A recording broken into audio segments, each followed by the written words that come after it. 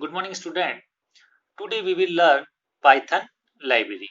So, first we will understand what is library. Student, you already know about library, but we will understand what is library. A library refer to a collection of things. Like we take an example, school library. You are also familiar. School library. So, school library there is a collection of different types of book. So, in this session, we are teaching here, we are reading Python library. So, we learn which things contain Python library. So, we see what is Python library. A Python library is a collection of modular, and also we can say the Python library is a collection of packages. You also use modules word and you also can use package words. Now we will understand what is module and what is package. So module is a way of dividing a program into different parts. When we divide our program into different parts, these are called modules. Is it clear? Modules is useful for reusability of the code. So when you divide your program into different parts, then you can reuse it. You can write one function in one module and import this module in different module. Suppose uh, you divide your program into different parts. Okay, but next time you need to reuse this module, then you can use this module in another modules. Okay, so what is module? When a program becomes very large and complex, it becomes very difficult task to programmers to design, text and debug such a program. Suppose your program is too large, then it's very difficult task for program. Which type of problems will be arise? Designing problems maybe, testing problem maybe, and also debugging problem. So here a new word we are using here, debug. So what is the meaning of debug? So debug means finding errors. How we can find error? So to find error we are using a word debug. So is it clear? So when a program becomes very large and complex, it becomes very difficult task for the programmers to design, text and debug such a program. Therefore, a long program can be divided into a smaller program called modules. Is it clear? What is modules? As the modules can be designed, tested and debugged separately, the task of programmer becomes easy and convenient. Is it clear? So it's a advantage of this modular programming, become easy and convenient.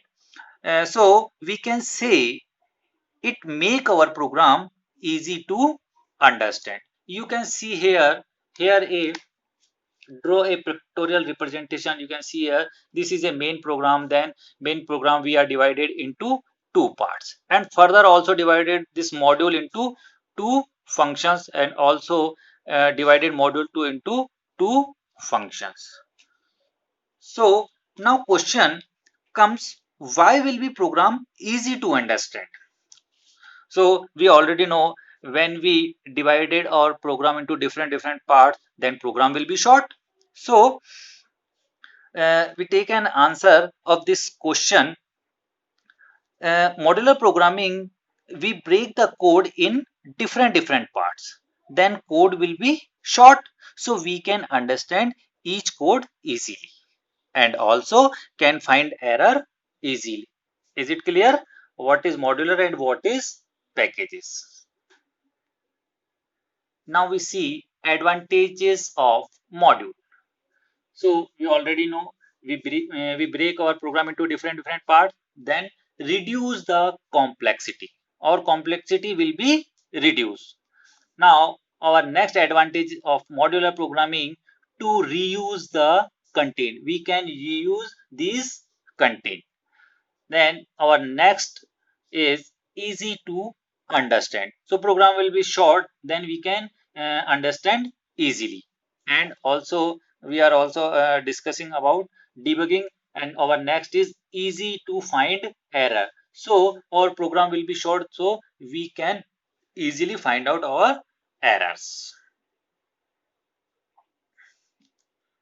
Now we will see Python library. So you already know library contain many things. So we are reading here Python. So what it will contain? So it contain some libraries. So here we will see it contain, first library is Python standard library. This type of library contain various type of functionalities like math module, random module. Like that, in Python has math library. Math library, suppose you have to find out square root. So how we can find out square root? Square root is a function of mathematics. So how we can find out square root? So we will call our square root function sqrt. So this sqrt function in which module? In this will be maths module. Is it clear? If you find out any random number, then we will call which module? We will call random module. Then after we will use these functions. Is it clear? Now another library is NumPy library. This NumPy library, it provides some advanced functionalities like sine, cos, tan, log. It is also contain lots of functions. Okay, if you solve your trigonometric solutions, then we will use NumPy library. If you find out value of sine, cos, tan, and also you can solve log table questions, then we will use NumPy library. Our next library is Matplotlib library.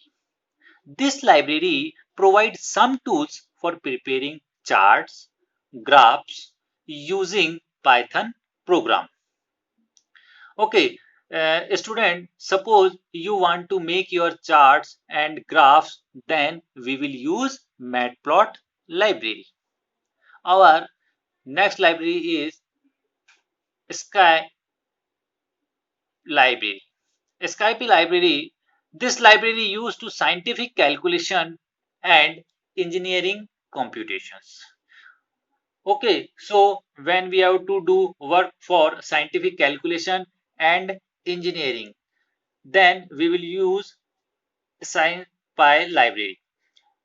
Our next library is Pandas library. It's a most important library. Panda is a tool for data processing which help in data processing. Panda library provide different functions and methods to efficiently manipulate large data set. So if you make data sets, then we will use Pandas library. So when you create a data set, and also we can do any manipulations in this data set, then we will use Pandas library. Is it clear?